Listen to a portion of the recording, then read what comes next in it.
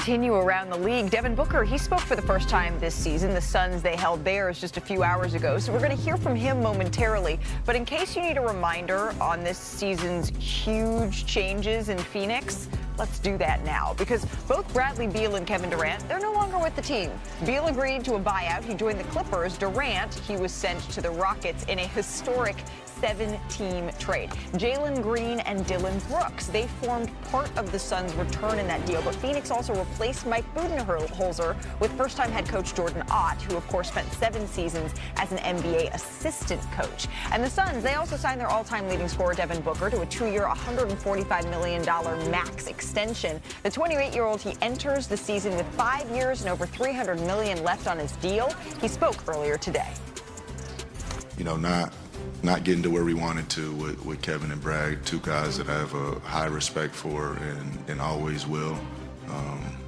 You know, the opportunity to play alongside them was, you know, a lot in its own, but, you know, it'll always be a disappointment to me to, you know, not do what, you know, we all sought out to do. I'm excited to play with Book. I think it's going to be a good situation. I think I'm going to be able to learn a lot from him, while at the same time, you know, adding what I could bring to the table.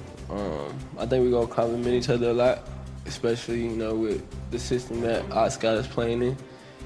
I think we'll be playing fast, and I think we're going to be able to create a lot for each other and create for others. So I'm very excited about it, and I think we're going to shock a lot of people too.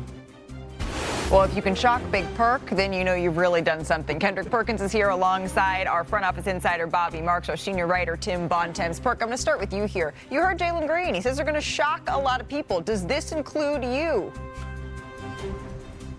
You're damn right it do. I'm waiting for them to shock me, especially after the performance Jalen Green put on last in the postseason, averaging about 9 points, is the reason that the Rockets got rid of him. But I'm looking at Devin Booker right now, and I'm saying he's on the clock. And when I say on the clock, it's time for Devin Booker to show the world that he belongs, right? And when I say belong in the company of an Anthony Edwards, belong in the company of an SGA.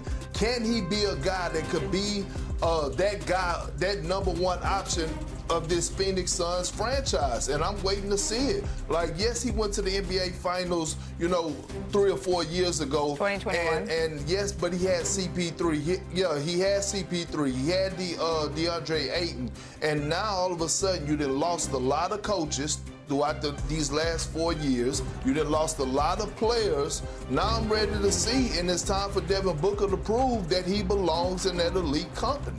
So, Perk, you aren't the only one that would be surprised here, because young Mr. Bontemps, who is sitting to my left, he just finished up a new poll, right? ESPN's NBA Future Power Rankings. And in your findings, Tim, Bobby was also part of that. Bobby was a part of this as well. I just feel like when we hear poll, I think of Tim Bontemps spearheading the efforts here for us at ESPN. The Suns, they finished near the very bottom. Is that right? They finished at the bottom. Okay. Dead last, as you can see here. They're 30th in the future power rankings. And look, when you look at where the Suns are at, it's not a huge shock, right? This ranking takes into account what your draft pick situation is. The Suns obviously don't have any draft picks going forward. It takes into account your financial situation. They just waived $100 million of Bradley Beal's contract. And it also, most importantly, takes into account your current talent level. Yep. And the Suns just lost Bradley Beal and Kevin Durant and replaced them, as Perk said, with Jalen Green and Dillon Brooks. Like, that's not an equitable talent trade, right? So while I think Perk's points about Devin Booker are fair, there's a lot more problems in Phoenix than the state of Devin Booker's. I always appreciate the cheer that you bring to this set, Tim. Bobby, I didn't mean to dismiss you from the poll. It was you, it was Kevin Pelton, and it was Tim Bontemps. The state of this team right now juxtaposes what we heard at Media Day is what? Well, I have good news for you Phoenix Suns fans out there. About 3 years ago, we also had the New York Knicks on the bottom of the future power rankings, and look where New York is right now as far as a contending team in the Eastern Conference. I will say this, and it might be shocking to you, they're in a better spot right now than they were a year ago because they have ripped the Band-Aid off of an experiment that did not work with Kevin Durant and Bradley Beal. But it's 2 years later, and now they're cleaning up the pieces here with some younger players, with certainly Mark Williams, who they went out and made a trade for Malowich. The problem, though, Malik, is they don't have the draft equity to kind of get them out of this hole, and they're still sitting on this Bradley Beal money, nearly $20 million a year. It's almost too late, 2 years later than when the CBA started to put the really teeth in, and they learned a valuable lesson. You can't just go out and trade for high-priced players and give up the farm to do so here, and there's a lot of digging to do so. And the Western Conference, as you know, is a bear. It is a bear to get into that top 10, and unfortunately, I think Phoenix is going to find the realization that they're just not one of those top 10 teams this year. So you talk to coaches and to GMs and folks around the league in the process of putting all of this together, Tim, and you hear from Devin Booker. Of course, he has been loyal to Phoenix, and he loves this city.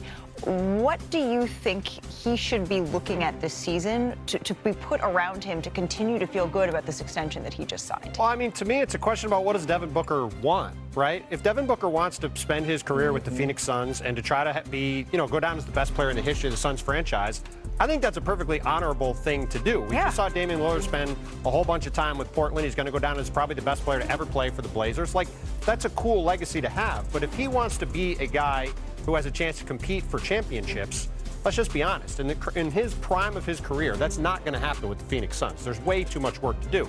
As Bobby Marks said, it's good that they ripped the Band-Aid off. They had to rip the Band-Aid off and stop digging. That's the first way to get yourself out of a problem. The problem is they've dug a hole the size of the Grand Canyon. So now to get out of it, it's just literally just going to take time, even if they do everything right. So, like I said, to me, this is about what does Devin want his career to be. He wants to be a one-team player, and he wants to spend his career with the Suns. I think that's great. But if he does want to be a guy that's competing at the highest level, it's hard for me to see a realistic path that happening with the Suns. Perk, you've been a fan of Devin Booker's over the years. Last word on this. Well, I just want to see his leadership elevate, right? We heard last season after he came back from the Olympics, he talked about how he wanted to be a better leader. Well, we haven't seen that. We haven't witnessed that yet. And now, with him having the keys to it, not having any distractions, he have a nice young coach on the sideline. He have some guys that are going to be stars in their role. Obviously, they drafted well, getting a center, athletic big that could protect the basket, be a lob threat at the basket. It's going to take time for him to grow. Like, how are you going to guide and lead a Jalen Green the way that CP3 took Devin Booker under his wing? It's time for him to show up and show out. No more talking. Let the game do the talking, and also show that this organization has a foundation and that it's not built on sand. Well, we are going to have Governor.